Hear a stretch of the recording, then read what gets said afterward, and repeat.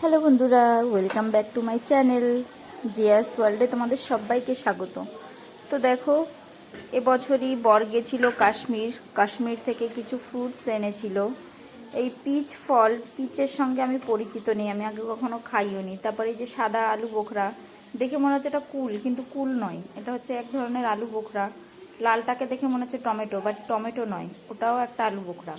তো যাই হোক, এই সমস্ত ফলের সঙ্গে এবার এই প্রথমই আমি পরিচিত, খাবো এই প্রথম।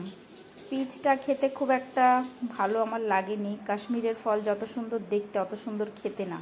আর যাই হোক, দেখো আলু বোখরা ফার্স্ট টাইম খাচ্ছি। আরে বাবা, খুব টক, মানে উপরটা একটু টক, আটিটাও ভীষণ টক, মাঝখানে একটু মিষ্টি, বেশ টক। তো বিট নুন দিয়ে মাখিয়ে মাখিয়ে খাচ্ছি, বেশ ভালোই লাগছে। খুব একটা টক না, খুব একটা মিষ্টিও না, বেশ ভালোই লাগছে বিট নুন দিয়ে খেতে। তো দেখো বন্ধুরা,